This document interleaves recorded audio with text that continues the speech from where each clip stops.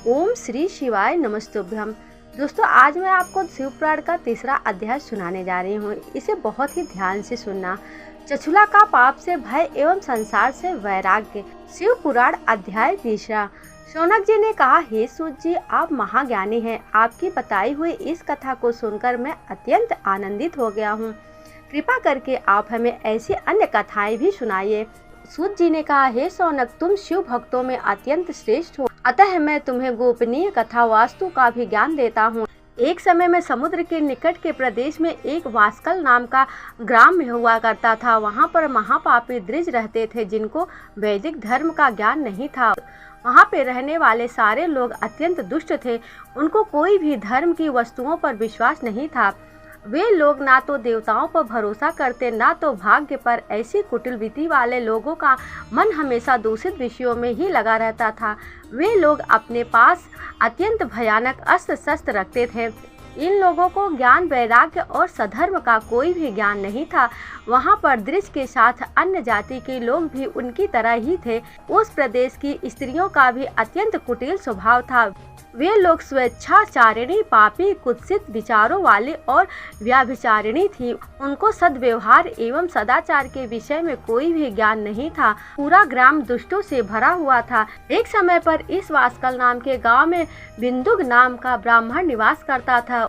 वह अधर्मी, दुरात्मा, महापापी था। उसकी पत्नी का नाम चछुला था। वह अत्यंत सुंदरी थी। वह हमेशा उत्तम धर्म का पालन करती थी। फिर भी उसकी पत्नी को छोड़ वह ब्राह्मण वैश्यगामी हो गया था। ऐसे ही उसके बहुत वर्ष निकल गए। उसकी स्त्री चछुला काम से पीड़ित थी, किंतु उसने अपना धर्म कभी नहीं छोड़ा। वह दीर्घकालीन समय तक धर्म का पालन करती रही, परंतु अंत में ऐसे दुष्ट पति के साथ रहकर वह भी उसके प्रभाव से दुष्ट बन गई। ऐसे ही उन दो पति पत्नी का अधिकतर समय दुराचार में ही निकल गया। उसके बाद एक दिन वह दूषित बुद्धि वाले ब्राह्मण की मृत्यु हुई और वह नरक में जा पहुंचा। उसने बहुत समय तक नरक में दुख भोगे। तदंतर उस दुष्ट ब्राह्मण विंध्य पर्वत पर भयंकर पिशाच हुआ और उसकी पत्नी चछुला उसके बाद बहुत समय तक अपने पुत्रों के साथ रही।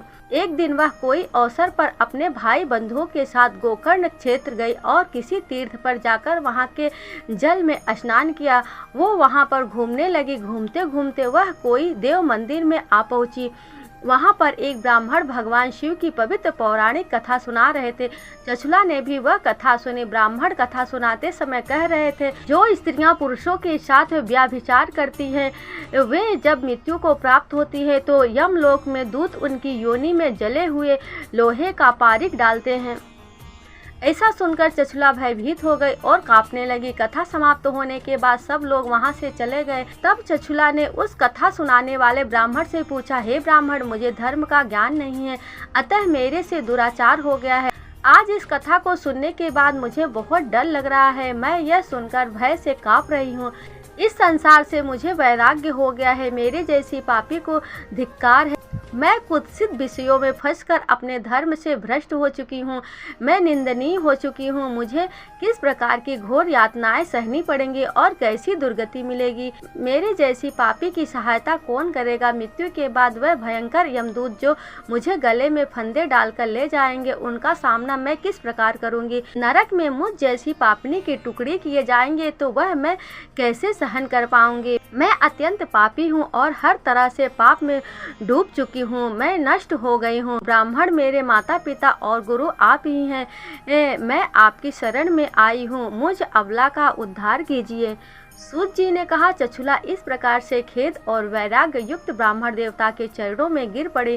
तब उस बुद्धिमानी ज्ञानी ब्राह्मण ने उसे उठाया और कहा, बड़ी भाग्यशाली हो कि शिव पुराण के वैराग्य प्रदान करने वाली कथा को सुनकर तुम्हें समय पर ज्ञान हो गया है। हे नारी, तुम चिंता मत करो, भगवान शिव की शरण में जाओ। भगवान शिव तुम्हारे समस्त पाप तुरंत समाप्त कर देंगे। यह कहकर ब्राह्मण चछुला को समस्त पापों को हरने वाली तथा सुख एवं सद्गति देने वाले शिव पुराण कथा की महिमा का वर्णन करते हैं। इस प्रकार शिव पुराण तीसरा अध्याय समाप्त हुआ। ओम नमः शिवाय। श्री शिवाय नमस्तुभ्यम।